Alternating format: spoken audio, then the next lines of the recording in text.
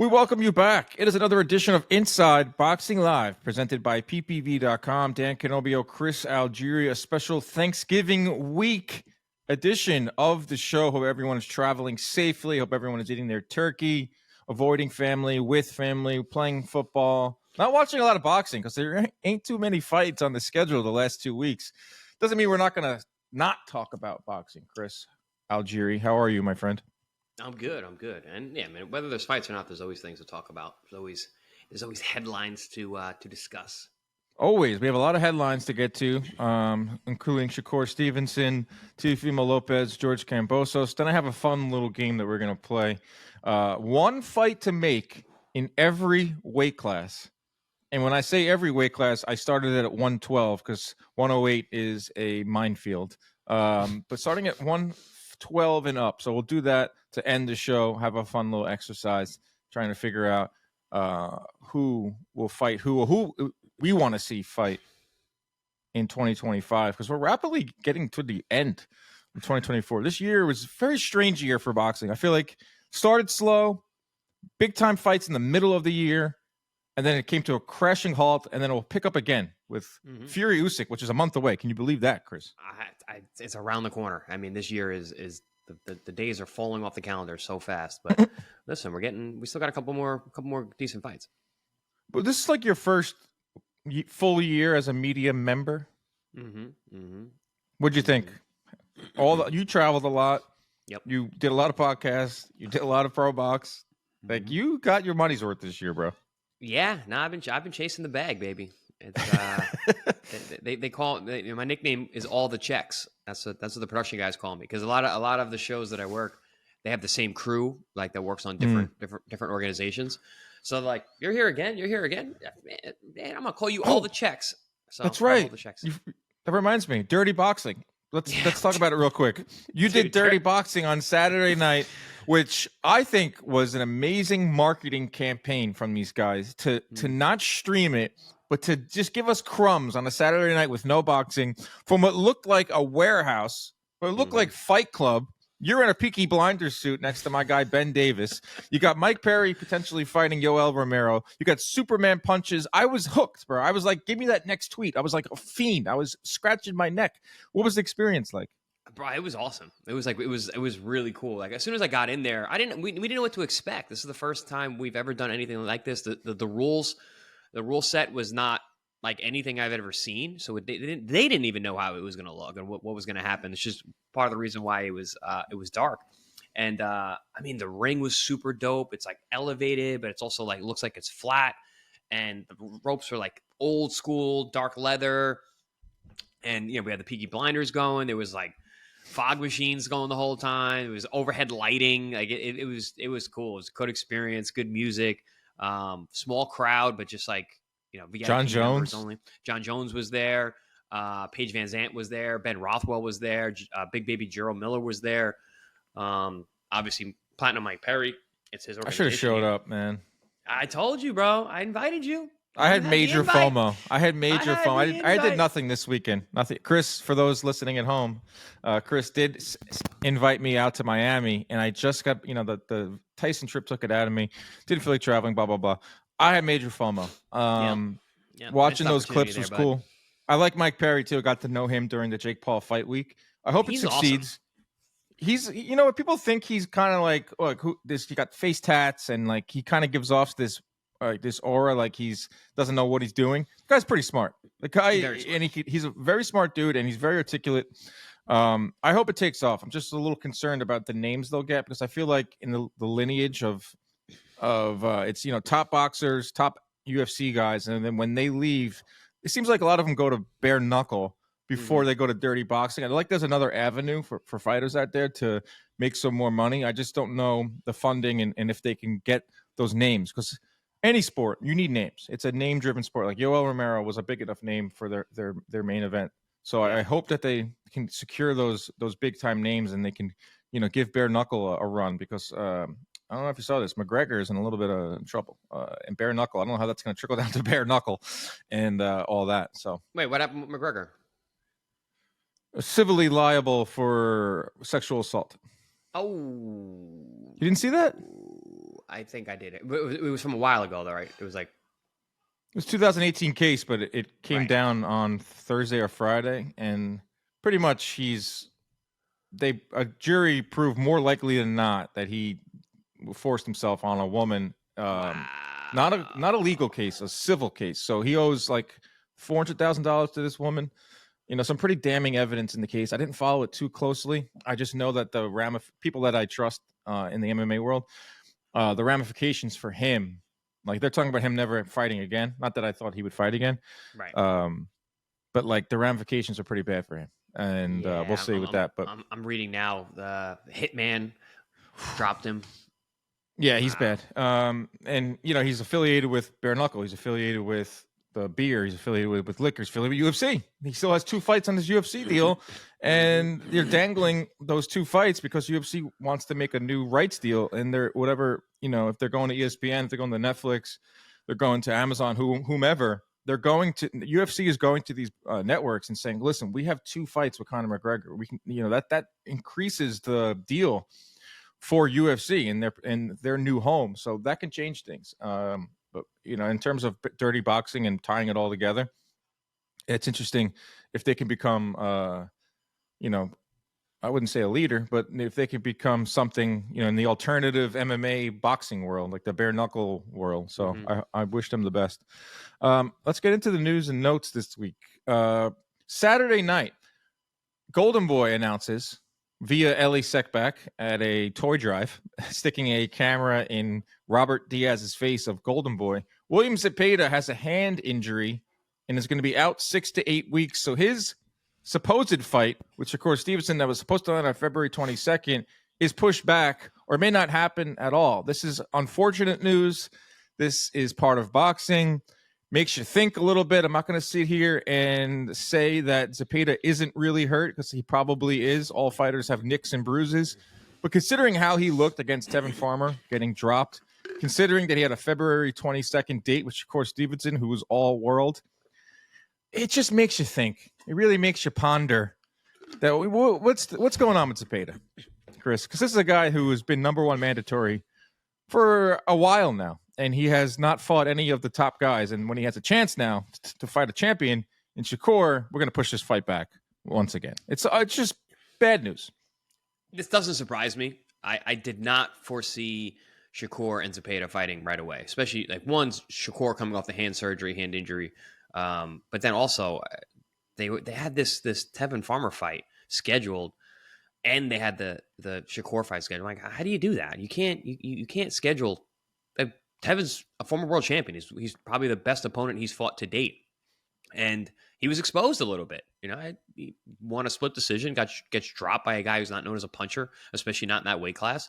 So I think the brain trust around Zepeda is looking at that last performance and going into a Shakur fight with not a lot of confidence or momentum.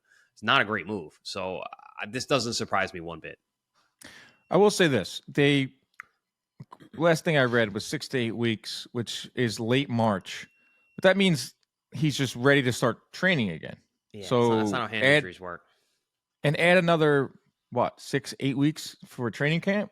Mm-hmm. So that gets you to July. Not March. My math is correct. March, April. Late April, early May. And we're talking about a guy in Stevenson who's chomping at the bit, who is just wants a big fight, who is tweeting at me once again on Saturday night, calling me names because I always get the wrath of Shakur Stevenson. He doesn't realize that we're on Shakur's team. Shakur, yeah. You're probably watching this right now. Maybe you're not. You'll see it on Twitter. I like you as a fighter. I like you as a person. I want to see you fight Tank Davis. I want to see you fight Devin Haney. Shakur, I want to see you fight Teofimo. I want to see you fight the biggest names. So I tweeted at him, push for Tank. Like, really push for it. Ryan Garcia lost the fight, but he pushed very hard to get that fight.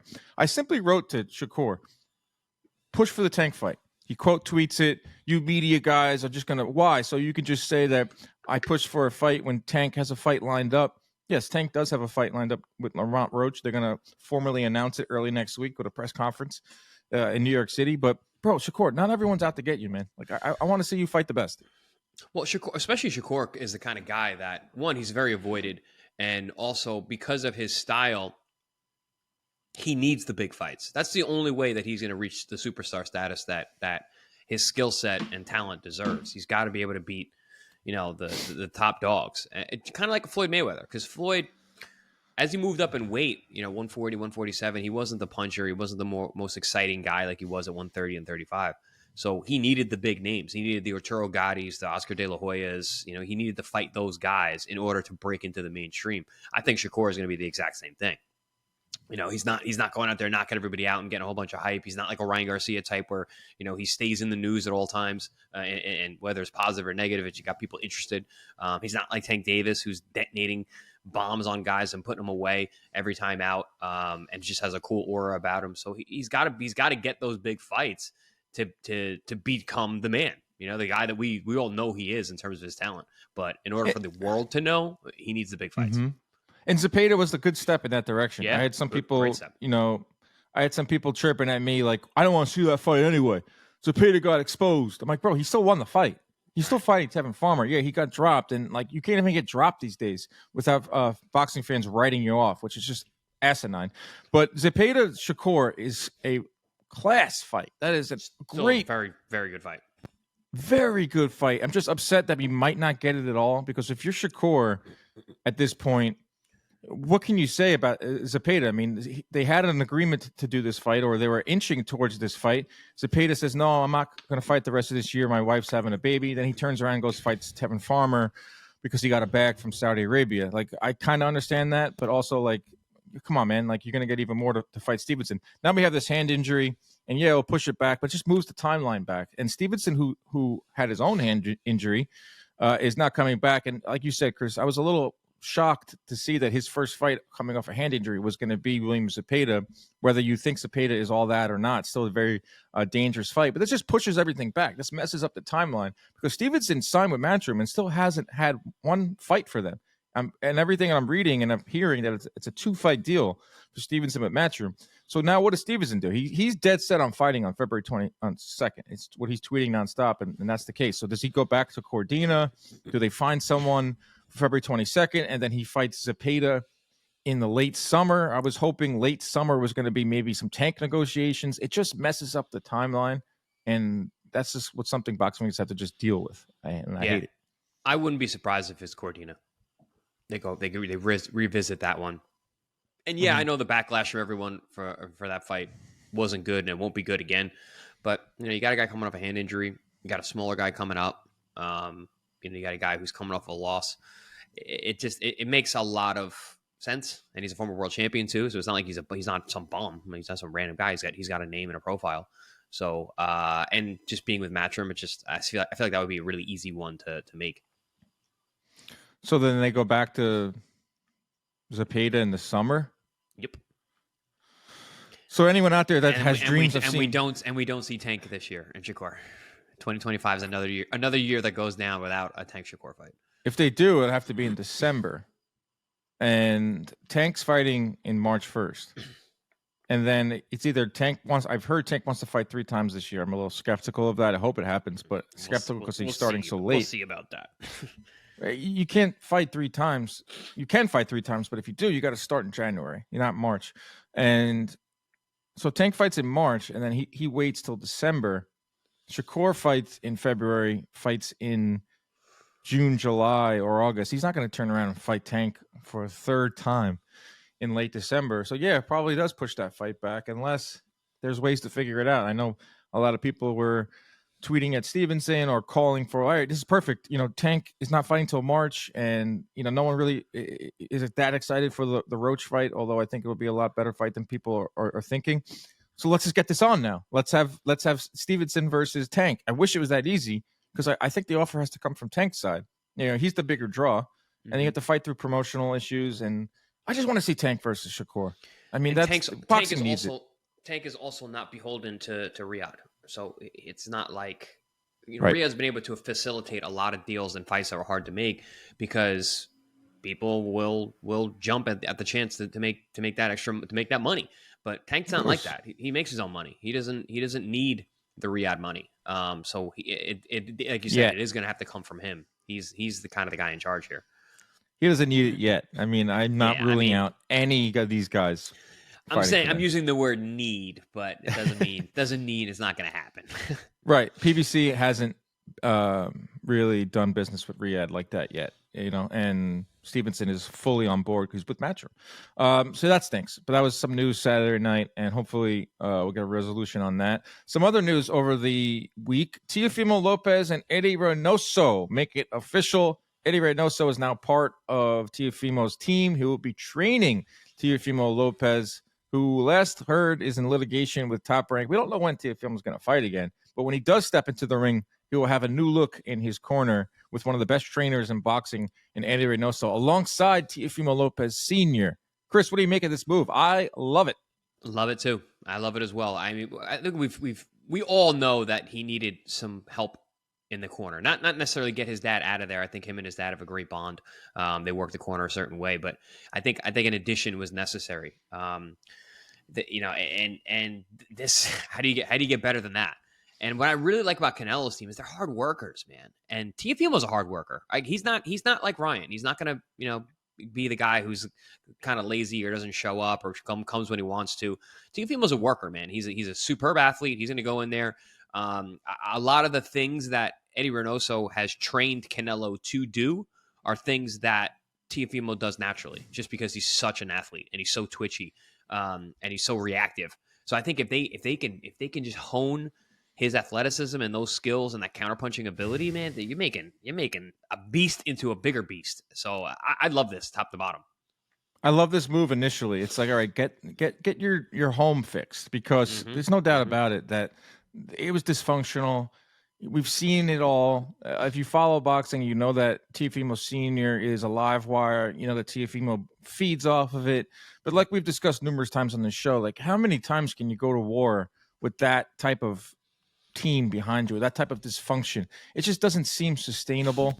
And I understand that Teofimo needs that in his, he kind of thrives off of that. Yeah. But you need a good trainer. And to the X's and O's, I feel like he almost plateaued. I feel like he reached a certain point with his dad, and that's fine. His dad got him to be a world champion, and they're not going to go their separate ways unless they have an extreme falling out. Those two are connected at the hip. I will give them a ton of credit for the dad and for Teofimo to understand we need to make a change, and let's bring in a world-class trainer. Let's train alongside Canelo and his entire team and benefit from that, which I think is huge as well, and take this to the next level, because people are sleeping on Teofimo. I hate when I see the criticisms of him. I hate when I see him have these lackluster performances. Now you got, like, shout out to him and his dad for understanding that, because I feel like that's such a hard thing to do, Chris. I don't know if you can attest to this, because you never had you had your brother help train with you, but you didn't have to have like an awkward conversation. I feel like that's such a hard thing to do when you're a dad. That's not true. Let's hear it. I did. I had I brought in other trainers. I went to Did you fire your brother?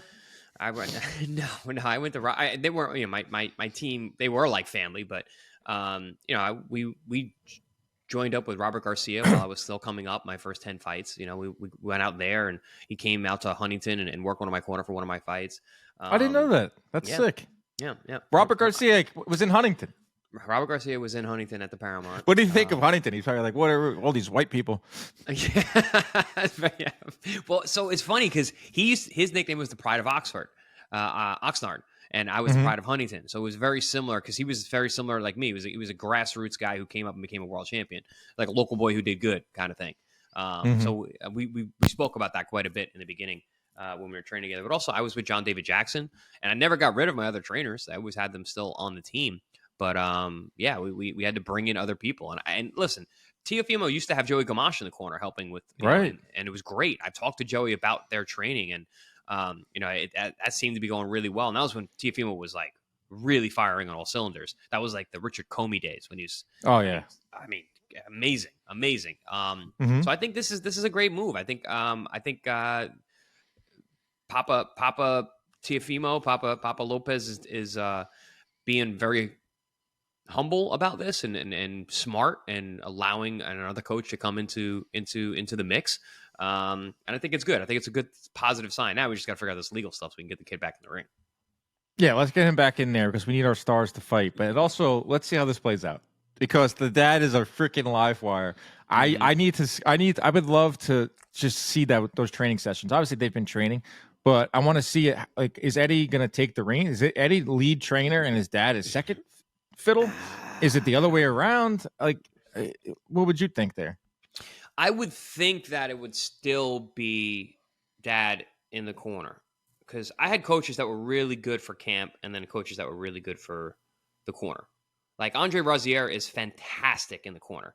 Like his ability to speak to his fighter during the fight is second to none. But then I also had my coach Keith Trimble that was fantastic, and he was with me in every single one of my fights. But in camp, just regimented, very, very solid. Kind of similar to how Eddie Reynoso is. They have a very regimented systematic approach to how they train. So I think it's probably going to be Eddie Reynoso doing more of the behind the scenes work, and then fight night, I'm assuming it's still going to be senior. Yeah, we'll see how it all plays out. I like the mix. Let's get Teofimo in the ring. Shout out to him for making this change. Shout out for the dad for accepting it. I think sky's the limit, man. This guy is, I still think, the top's at 140. And we'll talk about this in a little bit when we go through our weight classes. Like this, they're sleeping on Teofimo. And I think he knows it. And I think he's ready to take that next step, whether it's with or without Top Rank, and make some real money, because, a lot of these other guys, Ryan Garcia making top dollar, it's got to be pissing off Teofimo. Devin Haney making top dollar, it's got to be pissing off Teofimo. Tank is in another stratosphere when it comes to finances. And you have Teofimo, who is making good money, but like he needs to reach that next tier because his talent is there. And like he's one of the biggest stars in boxing. People are going to tune in to watch him either get his ass handed to him or knock someone out. And that's a good recipe in boxing. So I hope this works out. Yeah, and also he's a character. So he's the kind of guy who can make headlines even when he's not fighting. And he does, but the guy needs to fight because he is a sublime talent. And what worries me about Teofimo in this particular scenario is based on how he fights and how talking about his twitchiness, his reactions. Those are the first things to go when you age. He's still super young, but his window is going to be smaller than other guys. Like Tank can have a long career. He can, with his abilities, his power, his game changing, the way he picks his spots. I think he can have a long career. But Teo, man, I don't know. He reminds me of like a Roy Jones type, where his degradation of physical gifts will show earlier than some other fighters. So his window could potentially be smaller. So we need to get him active. One fighter whose window is smaller but still getting opportunities, George Kambosos, has signed with Matchroom Boxing for a run at 140 pounds. This is the George Kambosos who lost 24 rounds to Devin Haney, who I thought lost to Maxie Hughes, who got stopped by Vasily Lomachenko, but he has Australia behind him. He is still popular. He is still a draw there, and I assume he'll be an opponent now for Matchroom. He has to be an opponent. He doesn't have a title or anything, but it just shows, man, one good night in this sport. You have one good night, which he had against Teofimo. Your life changes forever. Did I think the gravy train would last this long? No. Am I happy for George Kambosos? Yes. Do I think he lost 95% of his rounds over the last 5 fights? Yes. It's just unbelievable. This just shows you that boxing's a business. Listen, some careers are snake bitten, and other ones are a rabbit's foot. This guy is a rabbit's foot. I mean, he just keeps stepping in it. It's unbelievable. I mean, like you said, shout out to Lou DiBella. Yeah. I mean, George he's a great guy, and I'm happy for him that he's getting these opportunities and making this money. But man, like you said, his track record has been abysmal in the last 5-6 fights. Yet he keeps getting these opportunities. But what weight is he going to fight? Is it going to be 40 or 35? 40. Did they say? It'll be 40. It was like in the tweet. It was like they made it. He's going to make a run. Like I would not be shocked if Paro beats Hitchens. Yeah, I would not be shocked if he's got another title shot, which is wild, and it will be in Australia, and he'll fight Liam Paro, or he'll fight any of the. They got to be careful though, because Kambosos is probably going to have a get back fight, but before that, to get ranked in the weight class to get that title fight, he could lose to anybody. Bro, he could. That's nothing against him. He's just at that age, and he's at that part of his life. This is a guy who probably banked $20 million off of these last couple fights? At least 10. Definitely in the teens. Right. So, as you know, Marvin Hagler, it's hard to wake up when you're sleeping in satin silk pajamas. Silk sheets, So, yeah. like, this guy's got it all, and it's hard to come up from that. But if you just take a look, beats Teofimo in 2021, November 27th. We're coming up on the 3-year anniversary of that. Goes right into the Devin Haney doubleheader, the 24 rounds. I'll give him maybe 1 or 2 rounds out of that. So that's 2 rounds that he won. Maxie Hughes, I thought he lost 7-5. So I give him 5 rounds there. So that's 6 or 7 rounds. And then Lomachenko, I don't think he won a single round against Lomachenko and ends up getting stopped in the 11th. So you could do the math there. He's lost a majority of the rounds that he's fought since the Teofimo fight. But I think we actually did the count last one of our shows before the Lomachenko fight. We had like how many rounds he lost compared to, and he lost more rounds than he won on every. He's awesome on Twitter too. He was getting into it with Shakur. He is world class when it comes to Twitter fingers. Like, it's 2 people that you don't want to get into a Twitter war with: 50 Cent, Curtis Jackson, and Vasily Lomachenko. I mean, George Kambosos. Yeah, he'll get you. He was going after Shakur on Saturday night because Shakur's like, "I'll fight me then," which will never happen. But shout out to him. Shout out to Lou DiBella, who had him from the early on, Mickey Bay, Lee Selby days, way earlier than that. Yeah. Navigates him to the Top Rank deal, navigates him to the Matchroom deal. So good for him. That's all the news and notes, unless there's something else I'm missing. I don't think so. So let's get into the meat of this episode. 1 fight to make at every weight class for 2025. Going to start at 112 pounds.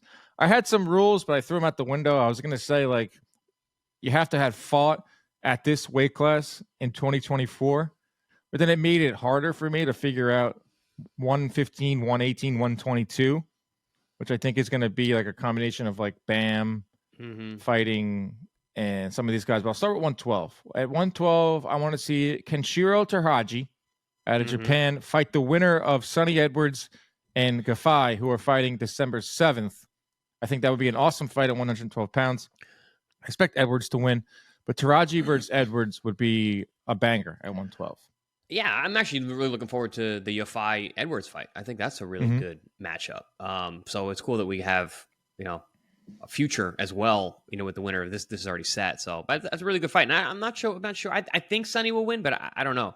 But yeah, Taraji is he's the guy. So seeing him, he's the wrecking ball at 112. He's the guy. I'd be curious to see if it is Sonny Edwards, how he would deal with the slickster in Sonny Edwards. Yeah, and Edwards is the slickster, and Gafai 7-0, but he has an unbelievable amateur career. That's December 7th on December 7th. That's just the thing with boxing too. It's like we have no fights this weekend. We have no fights last weekend, but December 7th, is Edwards this weekend? I could be wrong. Edwards could be. I think it is. He might be fighting, let's see, Sonny Edwards. It might be this weekend. Because I was about to say, can they spread these fights out? Can they just give us one a weekend? Yeah, he's fighting this upcoming weekend. So you got something to watch on Saturday afternoon if you get tired of your family and football. So that's at 112. At 115, this is when it gets real funky. And I kept my rules here a little bit. At 115, I want to see Bam Rodriguez fight the Ioka Puma Martinez rematch winner at 115. Before Bam moves on to Nakatani, before Bam moves on to potentially fight Inoue or some of these dream matchups, I want to see him unify. I want to see him fight a guy around his age. And Ioka and Martinez are fighting on New Year's Eve in Japan. They had an awesome fight in their first one. So Bam Rodriguez, that fight was awesome. And Puma is bad. He is a bad man. He is a badass. I think he's gonna win again. So that's a great fight. But yeah, him and Bam, dude, I like that fight. Yes, and before we have Bam move up, before we have him in some of these awesome dream fights, how about unifying and which I think he'll do. And he said that after the fight, his last win in the ring, they're asking me about Chocolatito, they're asking me about Inoue, and he's like, my first goal is to unify. I think any fighter will say that. And then, I can move on to some of these bigger names. So let's see Bam stay at 115 for one more fight and fight Ioka Martinez winner. 118, Chris. That's Nakatani land. And I do want to see Nakatani fight Inoue. That's on my top 3. I actually want to go to Japan for that, and I know you do as well. Nakatani versus Satsumi, the man who defeated Inoue's brother in October. We set up a little bit of a storyline here where Satsumi beats Inoue's brother. Inoue wants to fight Nakatani. Nakatani beats the man who beat Inoue's brother. I love that. What are your thoughts? Yeah, I was kind of hoping that Inoue's brother would have won that fight, so Nakatani and Takuma could have fought, and then that storyline would be even juicier, setting up the Inoue fight. I beat my brother, I got to avenge him, kind of thing. But I'll take this too. This works. That is obviously the fight for this weight class. Nakatani's the guy. He is the guy, and Satsumi is got momentum. I mean, you beat Takuma Inoue, and it was an upset, a relative upset. And now you get Nakatani. We're building towards big fights. What do you think at 122? Who do you want to see Inoue fight next? Let me pull up 122. There's MJ Akhmadaliev. There's not many left because Inoue has... One thing about Inoue, he'll fight his mandatory, and he'll fight 3 times in a year. So there's not many fighters left at 122. Like, he's fighting Sam Goodman, who is the next one up. His last fight was a win over a mandatory opponent. The only one left out there is the WBA number 1 contender, MJ Akhmadaliev, who lost to Marlon Tapales, who feels slighted. He had a hand injury in that fight. Right, there's reasons. That fight. That's the fight. I've actually always wanted that fight. I think Akhmadaliev he's class, and he's exciting. He comes forward, he bangs. He's a shorter guy. Good amateur background too. That's the fight I want. That's even though he's been relatively inactive, and he does have a loss, but I think there's a story behind that. But I think that's the best fight to make. I think that's like the last man. Like after that, there's nothing left for Inoue to do at 122. Right? It's either wait for Nakatani to come up or go to 26. Right. 100%. So and Eddie Hearn represents Akhmadaliev, so he's been beating the drum like, what the heck? You're ducking Akhmadaliev. He was next. But there was like a ruling in there. I'm not going to pretend like I know the fine print of it. Like they were able to bypass the WBA mandatory, which is Akhmadaliev, for Inoue's last defense. And knowing Inoue, he's just, this is what he does. He'll fight Akhmadaliev. It's just going to come down to when or before he moves up to 126. But that's the one I want to see at 122. We're in agreement there. All right, featherweight. This is when it gets fun. There's a lot of names at featherweight. There's a lot of intriguing names at featherweight. But there's no fight I want to see more at this weight class than Angelo Leo, the newly minted 126-pound champion, versus Rafael Espinosa, who has to get past Robesi Ramirez again. Mm-hmm. This isn't the exact 2 names that you would think of, but I think this will create the most exciting fight. Would you agree? Potentially. I think I like that fight. I would like to see how Angelo would deal with the size of Espinosa. Another fight that I actually really like is Nick Ball and Brandon Figueroa. I think that's all action. Nick Ball he's a wrecking ball, literally. So he's so much fun to watch. And so, man, Brandon Figueroa, man, I know he's been so inactive. I think he's so good, and he throws a ton of punches. That's gangbusters, that fight. So in terms of excitement, I think that might be a better fight. But Angelo Leo and Espinosa is probably a higher profile, more important fight for this weight class. Because we don't really have a king at 126. There's so many good guys. There's no star. Right. Espinosa's got to beat Robesi Ramirez again. That's not going to be easy. They're fighting December 7th. Angelo Leo is a champ. He's sitting pretty. Brandon Figueroa has to get past our guy Stephen Fulton. And they're fighting on March 1st. No, they're fighting on February 1st on the Benavidez undercard with David Morrell. There's a lot of names. Bruce Carrington is in this division. We have Ray Vargas, who I don't know what Ray Vargas is. Are you at 130? Are you at 126? Are you old? Are you young? I can't tell when I look at that guy. Those are 2 fights that we would like to see at 120. Moving to 130, I want to see Shaki Foster, who just re-won his title over Robson Conceição, fight Raymond Ford, former 126-pound champ. who has moved up to 130, who looked really good in his debut fight at 130. Yep. 130 is kind of lean. This fight, I think, would be fun. Ford is kind of like a puncher. Foster is a boxer. Best I can do at this division. No, it's a great matchup. It's a great fight. It's one that I hadn't really thought of, but I knew I wanted to have Ray in there. I really like Ray. I like Ray Ford. I really like him at 130. He's another guy. I think he's super fun. The fight with Nick Ball was great. So, and Oshaki, I like Oshaki too, man. He's really coming into his own. I'm glad he got that title back, from the Conceição, which I thought he won the first one as well. That fight makes a lot of sense. I like it. I like where your head's at, Dan. Thank you, sir. Foster, it was kind of a gift and a curse. Like, obviously, he did not want to lose that first fight to Conceição, but that rematch, like, it kind of gave him publicity. It kind of like got a bunch of people pissed off. He won it back. It was never supposed to be a main event. As long as he got that win in the rematch, because now he's somewhat, brought more attention to his case. This is the division that has Emmanuel Navarrete. Navarrete is fighting Oscar Valdez on December 7th as well. They're in the mix. Anthony, how do you say it, Chris? Kakache. I don't know why I can't say this guy's name. Casis Kakache. It's a mental block for me. He's fighting. I don't know when he's fighting, but he's ranked number 2. He's in the mix too. So 130 has names. So I'm trying to find like the best matchups. Is he Italian? What is that last name? I think he is Italian, but he's like also Italian, British. Right? Yeah, he kind of looks Irish, but Kakache has an Italian name. I'm Googling it now. Hold on. Ireland. Yeah, see, he's Irish. He's Irish. Well, he's at least born in Belfast. Nationality Irish. He's just one of those guys that he's European.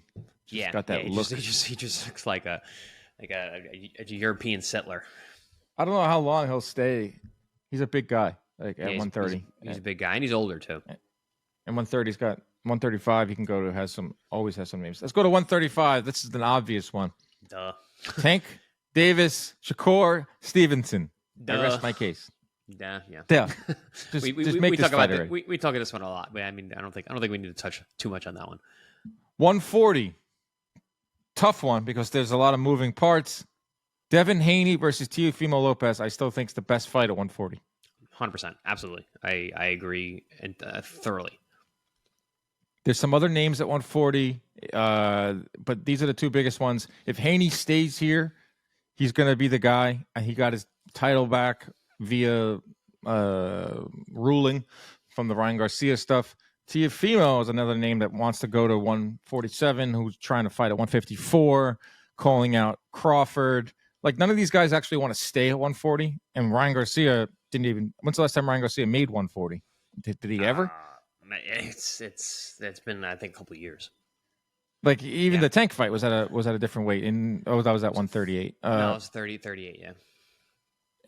He hasn't fought at 140 in a while, so I'm just going to go with 40 again. He's fighting this exhibition at 154.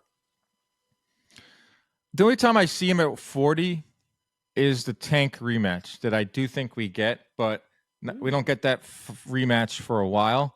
And the further we get from Ryan Garcia fighting again, the further we get from him ever touching 140. I could see maybe 143 catchweight for Ryan Garcia and Tank. I don't think there's many names out there that will get Ryan Garcia to be stringent with the weight, but a Tank fight would. Would you agree with that? I wonder if they would be. I don't know. I don't think so. I mean, 43 maybe a catchweight, but he would really struggle to do that. And I think he went through that the first time. I don't think he's gonna want to do that again. Like, he really struggled to make that. They've almost agreed to a rematch. Like, they'll tweet at each other. They have like a friendship. I'm pretty sure they're buddies. Like, they have a mutual hatred in Devin Haney. They both like dunking on Haney. The enemy of my enemy is my friend. Like, the Ryan Garcia buildup with Tank, I believe that they generally hated each other, but it turns out they don't. And Tank has said on Twitter, I mean, you can take it for a grain of salt, like, we will have a rematch at Ryan. And Ryan goes, yeah, we will. So blah, blah, blah. I don't know what that means. Who knows what it means? But I'd like to see Haney and Teofimo at 140, two guys that have fought at that weight, who are been there for a little bit. Two best. It would be an awesome fight as well. 147 is where I've put Ryan Garcia in this exercise. And I have Ryan Garcia fighting Boots at 147, who's not long for 147 either. This division sucks. This division is in chaos. This division is just not what we thought it was. So the best I can come up with here is Boots versus Ryan Garcia, which would be gangbuster fight. I got Boots and Stanionis. I like that fight a lot. I think I really you're like a traditionalist. Yes, I really like Stanionis. I think that they're on a collision course. I hope that fight actually happens before Boots moves up, but I do like that fight. How about we go to 154, which is 10 deep. Tough. Yeah, another fight that I've picked just two names that I think will create the most violence. And what I found was Virgil Ortiz versus Sebastian Fundora at 154. Rock'em sock'em robots. Very little defense. Yep. Just meet in the center of the ring. Throw your best shot versus my best shot.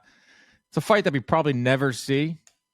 Wouldn't say never, but Virgil. I don't know. Sebastian. 54 is weird. These fights can get made. I think Virgil would mow him down. Honestly, I really like Virgil. I like the way he approaches things. I think, he's. I think because Fundora will be there, that he'll get to him, especially that long body, man. Virgil's a killer body puncher. But I like that fight. I was going to say Terrence Crawford, Virgil Ortiz, but I like Fundora Ortiz better. Well, notice I don't have Crawford yet. You might hear from him soon. Some other fights at 154. Spence is there. I don't know if we'll ever fight at 154. Murtazaliev has brought himself to the forefront of being a really bad dude. So even him, we gotta mention him. I'd like to see him and Madrimov actually. Madrimov's fighting Boachuk on the Fury undercard, which is not getting a lot of fanfare. It's a fucking awesome fight. Awesome fight. That's a great fight. Really tough fight. I lean Madrimov, but I'm not sure. Madrimov versus Murtazaliev. Give me that fight. I'd like to see the line on Madrimov and Boachuk. I could probably pull that up. Virgil Ortiz, like I said, Boachuk's in this. Lubin, Zoo, Jesus Ramos, Charles Conwell. Man, he's a lot of names. He's good. Right, but it's only one fight, and I got to go with Virgil and Fundora, or you can put Ryan Garcia at 154. There was some news over the weekend that Virgil Ortiz and Boots Ennis have begun early stage negotiations for a potential Riyadh fight. They actually might be February 22nd. Wow, that's soon. Go ahead. I said, wow, that's soon. Well, if they take Shakur off February 22nd, and they put this one in there, Virgil versus Boots, that's crazy. Like, I don't know how do you feel about these mega cards? Would you rather see Dubois on this card headlining it, Beterbiev Bivol, Shakur versus whomever, Virgil versus Boots on one card, or do you kind of want it spread out just a little bit? I kind of like it spread out. I was going to say, more good fights the better. I would like it spread out. You get more attention for each of these fights, and guys like us, because we're like this is our job. We have to study for these fights. It takes a lot of work to get ready to prepare for a big fight weekend when you got a big matchup, and you have a lot of guys a lot of big fights on the same card. It's tough, man. So it's hard work for us, but also as fans, how much attention can you give to each one of these fighters when there's so many? I think it kind of takes away from each other. It's almost like a be careful what you wish for. Yeah. Yes. It's almost like a be careful what you wish for scenario. We want super cards, and UFC does it, and it gets you super fired up. Doesn't mean the top two fights can't be loaded, like Boots versus Virgil as the co-main for Dubois, or the co-main for Beterbiev and Bivol. But when you put all five of them on there and they're banger after banger, yeah, it's awesome. We're going to get super excited about it. I'm not going to say no to that. But then you have weeks where there's no big fights, and you have really dormant times, which is not good for the sport. You need to have it spread out a little more, and there's no schedule. There's no one Adam Silver, the commissioner of the NBA. You don't have him looking over everything. No, let's put that here. Or like Dana White. It's strategic. It's a business. We need to put John Jones in November, and then put our next star in January. You can't just put it all in one place. But we need a Vince McMahon. We need a guy who's just going to orchestrate everything. In theory, I don't know. Did you watch the Vince McMahon documentary? I did.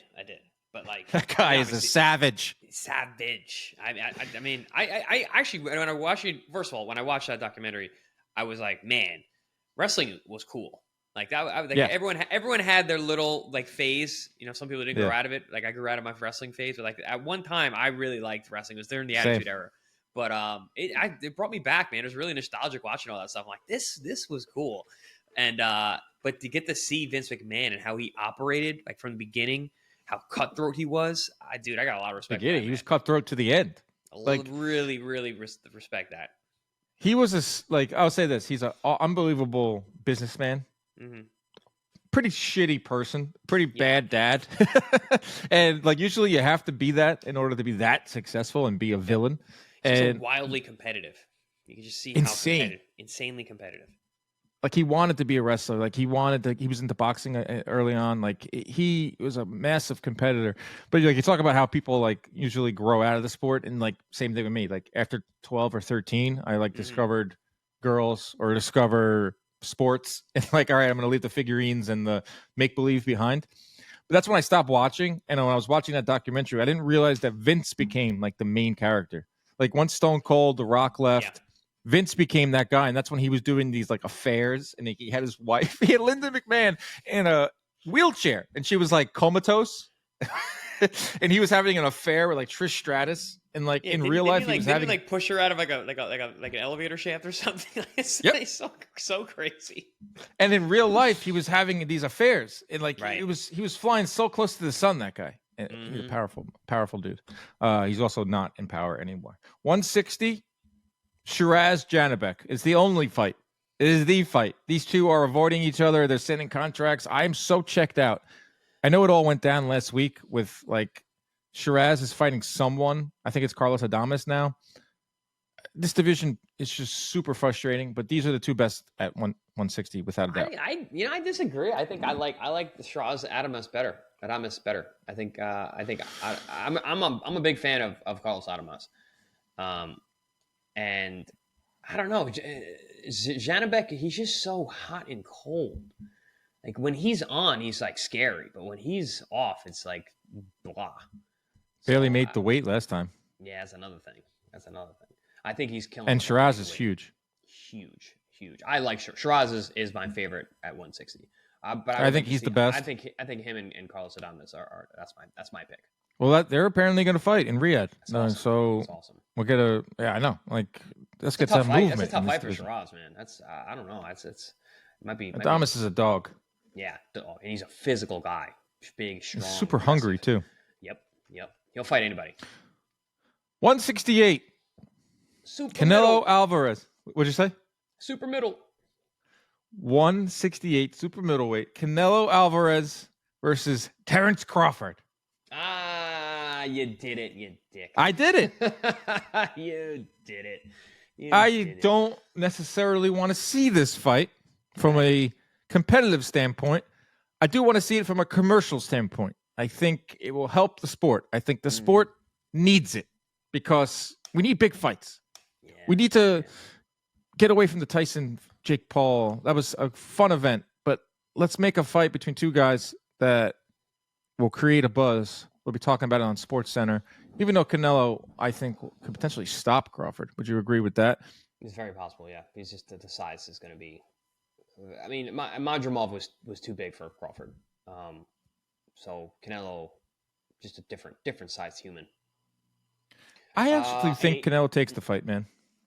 I do too.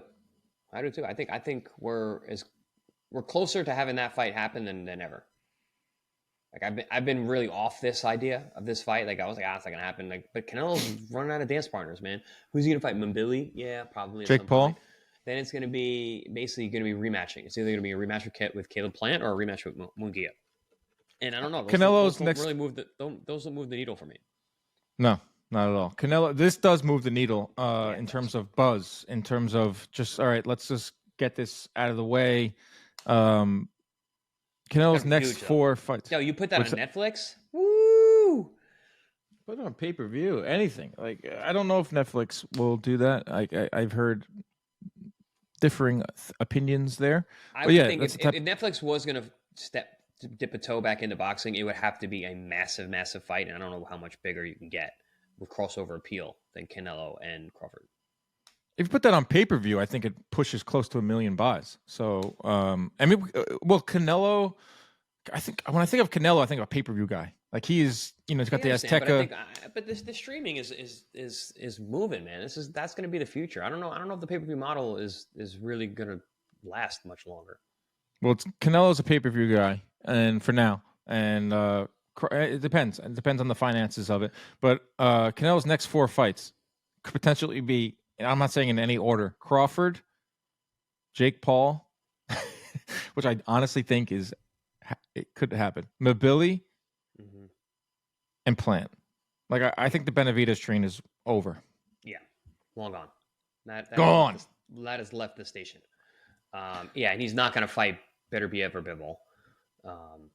Maybe Bivol. I don't think so. If Bivol beats Beterbiev, I don't think he goes back to 75. Some of our contemporaries were calling for a Canelo Zurdo match, which I think is borderline murder. That's insane. Like Zurdo is a heavyweight. Yeah, but he's massive. What is he, 6'4"? 6'4", 225 walking around. Yeah, no. Why would Canelo do that? I don't, because Mexican versus Mexico. Why did I even bring it up on this podcast? Let's go to 175. I don't know either. Benavidez versus Bivol at 175. I am assuming that Bivol's going to win the rematch. Really? I'm also going with the public sentiment that Bivol won the first fight, even though I made a king's ransom betting on Beterbiev. I thought it could have went either way. But let's just go public sentiment here that Bivol won. And let's just think that he's going to win the rematch. And let's think that Benavidez is going to beat Morrell. Yep. Oof. Benavidez versus Bivol, that is a freaking awesome fight. That's a banger. It's a banger. And then and let's have the losers fight. If it is the way that you said it's going to happen, Artur Beterbiev and David Morrell fight. Ooh, that makes too much sense, bro. Makes way too much sense. Way too rational. Benavidez, Beterbiev at that point will be tweeting at Jake Paul again. Yeah, again. He's one of the men. That 20 mil. Dubois called him out. Did you see? I love this when Dubois DM'd Jake Paul to fight him. Jake just responded with one of those the ticket thing that you get at the grocery store to wait online to get your boar's head. Like get in line. Get in line. Yeah, get in line. That's awesome. Oh, and by the way, our video where we try to debunk the conspiracy theory has about like 500,000 views on Instagram, and every commenter is saying that we're idiots. Yeah, and a bunch of comments are like, who are these people? These guys have never boxed a day in their life. I had to stop looking at it because I was responding. I was like, guys, that's Chris Algieri. He's a fucking former world champion. You can say whatever you want about me, but come on, guys. Yeah, but what are we doing here? Bro, you're a slap ball champion. I mean, they don't know about that. Slap dick ball. Slap dick ball. MVP put out a statement today about the overwhelming conspiracy theories out there. What'd they say? Following wide circulation of incorrect and baseless claims that undermine the integrity of the Paul Tyson event, MVP would like to set the record straight regarding the contractual agreements and the nature of this fight. Rigging a professional boxing match is a federal crime in the USA. Paul and Tyson was a professional match sanctioned by the Texas Department of Licensing. Both fighters in good faith performed to the best of their abilities. It's pretty long. Okay, but don't want to get into that. Actually, I mean, it was that much going on that they had to actually put out a statement. That's crazy. They probably watched our video. That's what we do. We drive narrative. We drive conversations, and I wanted to tell everyone that it wasn't rigged. My blood pressure is starting to rise just thinking about it. If they were going to rig that fight, Chris, don't you think they'd rig it to where both of them landed more than 100 punches combined? Yeah, or that they'd make it entertaining, or there'd be someone get knocked out. What kind of rigging is that? Another point. Why is no one mad at Mike Tyson? This is highly insulting to Mike. These fans all out there that are saying it was rigged are Mike Tyson fans who can't believe that he looked that bad, and you're in turn saying that he rigged it. So therefore, you're saying that Mike did the worst possible thing you can do in sports, but no one's saying that. So you're insulting Mike as well. Absolutely. These people are idiots. They're low IQ. They're not thinking, with any kind of rational thought. I mean, these aren't boxing fans are generally pretty smart. These aren't boxing fans. These are the casuals. No, these are casuals. These are casual idiots. Yeah, that's what happens when you have 100 million people watch a fight. Like this is worse than Mayweather McGregor. Mayweather McGregor, everyone was just pissed off that it wasn't like a blood and guts fight. And I paid $100. This one was just like you got mentally conned. you pay $8 a month for Netflix or whatever. Yeah. You thought it was gonna be. You feel dumb. Yeah, Jake walked. Your wallet is fine. Yeah, Jake walked into your house, went into your front door, and opened up your safe and took your savings and walked out. Not really. And you watched him. Not really, because it wasn't like $100 pay-per-view. It was. Well, yeah. He didn't get you for a lot of money, but he did that to every people feel home intellectually. He did that in every home. You know what I mean? America. Yeah. They expected something and it wasn't, but like it was obvious that it was going to be exactly what it was. Right. Cruiserweight. There's only one fight at cruiserweight. It's Jay Opatai versus Zurdo Ramirez, and I think it's going to happen. I do too. That's a fucking awesome fight. I mean, there's the two left standing. There's not many cruiserweights to begin with. That's another one. I'm curious to see what the opening line is for the betting. Yeah. What was the other one you asked for? What was testing both of our short-term memories right now. My short-term memory is bad. My long-term memory, I can remember everything. Long-term, I don't know. We'll figure it out. Heavyweight. What's your heavyweight fight? Man, I think it's an Usyk Fury rematch. The third? Usyk. What do you mean the third? Tyson Fury. They're fighting this year. I know, but like, so you talk. One fight next year in the heavyweight division you have to see. Oh, I forgot the stipulations of this little game. Well, I don't have the stipulations are very loose for this. I had rules. I threw them out the window. This podcast is like whatever. Yeah, it's fucking Thanksgiving week. No one's working. No one cares. It's the end of the year. I want Zhang Bakoli, and I know we're getting it. Yeah, that's a banger. I feel bad for Zhang because guy never gets a title shot and he has to fight all these badasses. But that's just a good fight. Do you feel bad for him though? Because I think tons of money, but he wants to be. That's what I mean.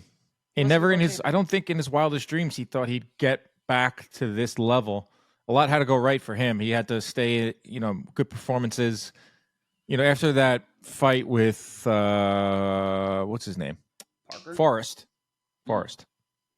2021. Remember that? When kidneys failed, everything failed on him.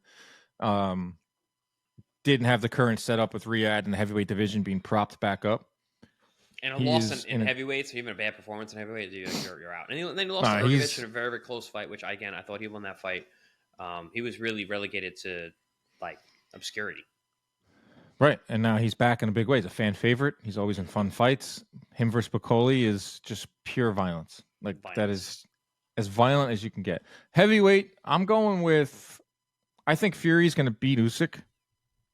I say that with zero confidence. Even when I said it, I was like, I just pictured in my head Usyk knocking like a dominant win for Usyk, maybe even a stoppage. But also, I could see Fury just one last great performance left in him as the bigger man.